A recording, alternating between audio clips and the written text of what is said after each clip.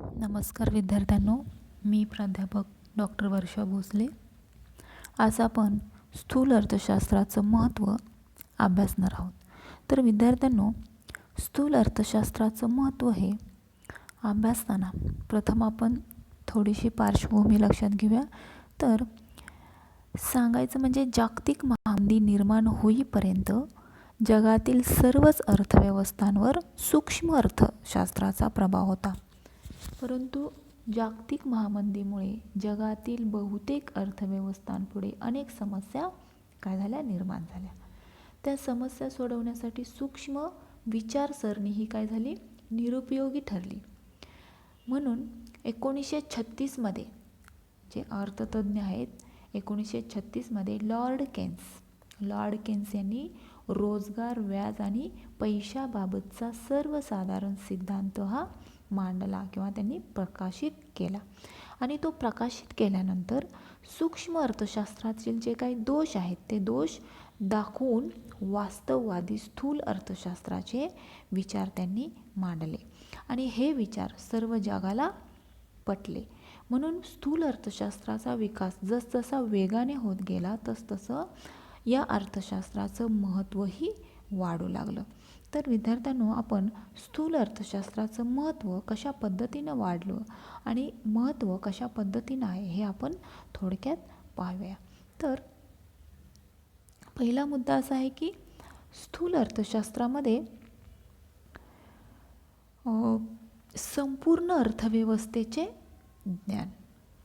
स्थूल अर्थशास्त्रात संपूर्ण अर्थव्यवस्थेचे ज्ञान हे अर्थव्यवस्थेचे व्यवस्थापन कार्यक्षमतेने करण्यासाठी सरकारला संपूर्ण अर्थव्यवस्थेचे यथार्थ ज्ञान असणे आवश्यक असते.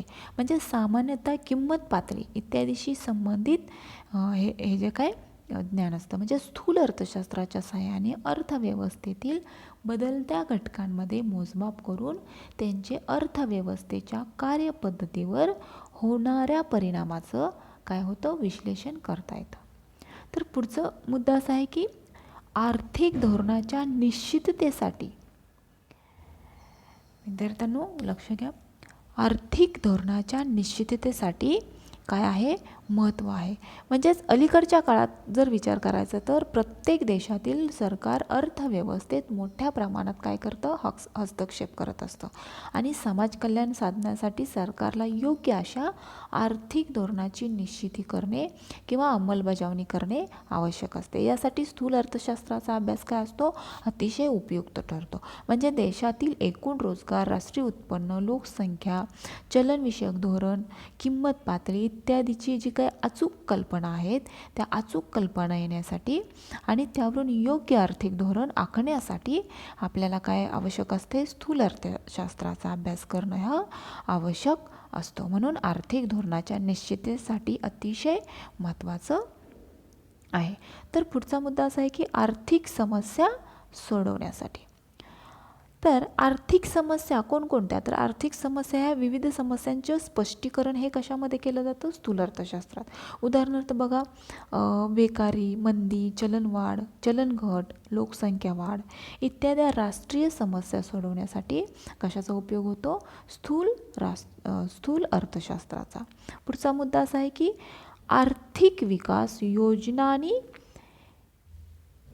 त्याच्या मूल्यमापनासाठी, म्हणजे आर्थिक विकासाच्या ज्या काही योजना आहेत आणि त्या योजनांचे मूल्यमापन करण्यासाठी स्थूल अर्थशास्त्राचा काय होतो, उपयोग होतो. उदाहरणार्थ शेतीमधले जे काही विकास आहेत ते घडवून आणणे, औद्योगिक विकास आहेत ते करणे किंवा राष्ट्रीय उत्पन्नामध्ये वाढ घडवून आणणे इत्यादी योजनांच्या आखणीसाठी आणि योजना राबवण्यासाठी काय करायला लागतं, स्थूल अर्थशास्त्राचा जास्त प्रमाणात उपयोग केला जातो.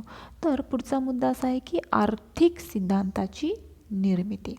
तर स्थूल अर्थशास्त्राने अनेक आर्थिक सिद्धांत निर्माण केले, कारण संपूर्ण अर्थव्यवस्थेचा असंख्य व्यक्तीच्या एकत्रित वर्तणुकीमध्ये अभ्यास करून निर्णय घेतलेले असल्यामुळे अनेक सिद्धांत हे काय झालेत, निर्माण झालेले आहेत. म्हणजे आर्थिक विकासाचे जे काय सिद्धांत आहेत, उदाहरणार्थ विभाजनाचा सामान्य सिद्धांत, चलनमूल्य निश्चितीचा सिद्धांत इत्यादी जे काय अनेक नवनवीन सिद्धांत आहेत, त्यांची निर्मिती कशामुळे होऊ शकले, या स्थूल अर्थशास्त्रामुळे होऊ शकले. म्हणून आर्थिक सिद्धांताच्या निर्मितीसाठी सुद्धा स्थूल अर्थशास्त्राचं महत्त्व अनन्यसाधारण असं आहे. पुढचा मुद्दा असा आहे की राष्ट्रीय उत्पन्नाचा अभ्यास. तर विद्यार्थ्यांनो, राष्ट्रीय उत्पन्नाचा अभ्यास हा स्थूल अर्थशास्त्राचा एक महत्त्वाचा, म्हणजे स्थूल अर्थशास्त्रच आत्मा आहे. लक्षात घ्या, राष्ट्रीय उत्पन्नाचा अभ्यास हाच स्थूल अर्थशास्त्राचा आत्मा आहे. म्हणजे स्थूल अर्थशास्त्राच्या सहाय्याने देशाचे राष्ट्रीय उत्पन्न या संबंधीची जी काय माहिती समजू शकते. राष्ट्रीय उत्पन्नातील वाढ अभ्यास करत असताना, म्हणजे राष्ट्रीय उत्पन्नाच्या वाढीचा जर आपण अभ्यास करत असताना ते किती दराने वाढते हेही आपल्याला कशामुळे समजते, स्थूल अर्थशास्त्रामुळे. नेक्स्ट पॉईंट,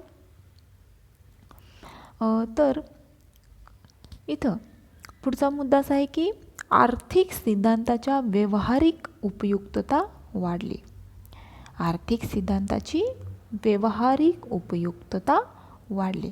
तर इथं सूक्ष्म अर्थशास्त्रातील जे काही सिद्धांत आहेत ते अनेक गृहीतांवर आधारलेले आहेत. म्हणजे या अनेक गृहीतांवर आधारलेले असल्यामुळं त्यापासून प्राप्त होणारे निष्कर्ष किंवा वास्तव परिस्थितीपासून दूर गेलेले काय होतात, दूर गेलेले दिसतात. म्हणजेच व्यवहारात ते फारसे उपयोगी पडत नाहीत असा समज निर्माण होऊ लागलेला होता.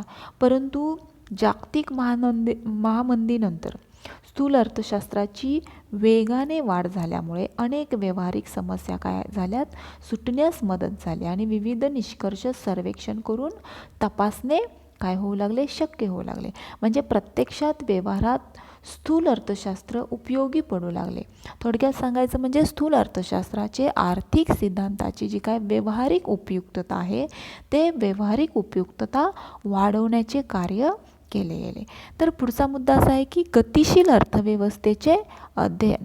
तर गतिशील अर्थव्यवस्थेचे जे काही अध्ययन आहे हे सूक्ष्म अर्थशास्त्राच्या साहाय्याने गुंतागुंतीच्या आर्थिक पद्धतीने आकलन होऊ शकत नसल्यामुळं स्थूल आर्थिक विश्लेषणामुळे आर्थिक पद्धतीचे कार्य हे संचालन कसे होते, म्हणजे आर्थिक पद्धतीचे जे काय विश्लेषण आहे स्थूल अर्थशास्त्रामध्ये ते आर्थिक पद्धतीचे कार्य संचालन कसे होते या संबंधीची माहिती इथं स्थूल अर्थशास्त्रामध्ये मिळते.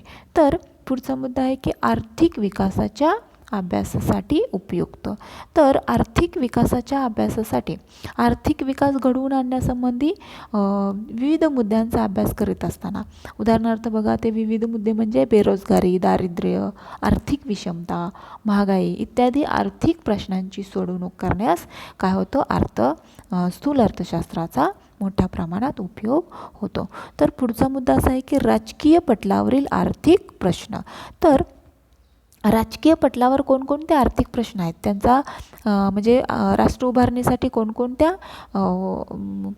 प्रश्नांची सोडवणूक करण्यासाठी काय काय करावं लागतं. उदाहरणार्थ म्हणजे विविध राजकीय पक्षांना निवडून लढवताना, म्हणजे विविध राजकीय पक्षांची निवडणूक लढवताना जाहीरनाम्याच्या द्वारे आपला संकल्पित राष्ट्र उभारणीचा जो काय आराखडा आहे, तो जनतेला सादर करावा लागतो. लक्षात घ्या, या जाहीरनाम्यामध्ये दारिद्र्य निर्मूलन, कृषी आणि ग्रामीण विकास, दारिद्र्य निर्मूलन, कृषी आणि ग्रामीण विकास तसेच रोजगार हमी, लोकसंख्येचा विस्फोट कमी करणे किंवा प्रादेशिक असमतोल कमी करणे इत्यादी ज्या काही योजना आहेत त्या काय केल्या जातात, जाहीर केल्या जातात. आणि या योजनांचा अभ्यास करून त्या राबवण्याचा प्रयत्न कुठे केला जातो, स्थूल अर्थशास्त्रात केला जातो. तर अशा पद्धतीनं स्थूल अर्थशास्त्राचं राजकीय पटलावरील आर्थिक प्रश्न सोडवण्यासाठी फार महत्त्वाचा उपयोग होतो. तर पुढचा मुद्दा असा आहे की सूक्ष्म अर्थशास्त्राच्या अभ्यासासाठी उपयुक्त. तर सूक्ष्म अर्थशास्त्रात विद्यार्थ्यांनो लक्ष द्या, सूक्ष्म अर्थशास्त्रात अर्थव्यवस्थेतील विविध घटकांच्या अर्थव्यवस्थेतील विविध घटकांचा व्यक्तिशः अभ्यास सूक्ष्म अर्थशास्त्रात केला जातो. परंतु लक्षात घ्या,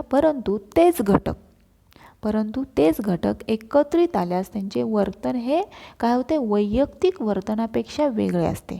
आणि अशा एकत्रित वर्तनाच्या यथार्थ ज्ञानासाठी स्थूल अर्थशास्त्राचा अभ्यास उपयुक्त ठरतो. म्हणजे सूक्ष्म अर्थशास्त्रात अनेक व्यवसाय संस्था काय करत असतात, कार्य करत असतात. आणि त्यांचा एकंदरीत अभ्यास करण्यासाठी काय आवश्यक असतं, स्थूल अर्थशास्त्र उपयुक्त ठरत असतं. तर लक्षात घ्या, सूक्ष्म अर्थशास्त्राच्या अभ्यासासाठी सुद्धा स्थूल अर्थशास्त्र काय होतं, मोठ्या प्रमाणात उपयुक्त पडतं. तर शेवटचा मुद्दा असा आहे की आधुनिक अर्थशास्त्रज्ञांना उपयुक्त. तर आधुनिक अर्थशास्त्रज्ञांना उपयुक्त कशा पद्धतीनं स्थूल अर्थशास्त्र आहे, तर टिंबरजन म्हणजे एक अर्थतज्ञ आहेत. त्या टिंबरजनच्या मते वर्तमान काळामध्ये रोजगार पातळी आणि उत्पादन पातळी किंवा त्यांच्या आकाराबाबत होणारे जे काय बदल आहेत त्याला कारणीभूत ठरणारे घटक हेच प्रमुख आर्थिक प्रश्न आहेत आणि ज्यांचा अभ्यास आधुनिक अर्थशास्त्रज्ञांना करावा लागतो. म्हणून काय होतं, स्थूल अर्थशास्त्र आधुनिक अर्थशास्त्रज्ञांना अत्यंत उपयुक्त असं ठरत आहे. तर अशा पद्धतीनं आपलं स्थूल अर्थशास्त्राचे महत्त्व हे अनन्यसाधारण असं आहे. तर विद्यार्थ्यांनो, आपण स्थूल अर्थशास्त्राचं महत्त्व या व्हिडिओमध्ये अभ्यासलेलं आहे. तर आपण इथंच थांबूया. थँक्यू. तर आपण पुढच्या व्हिडिओमध्ये आपण नवीन टॉपिकचा विचार करूया. तर थँक्यू सो मच.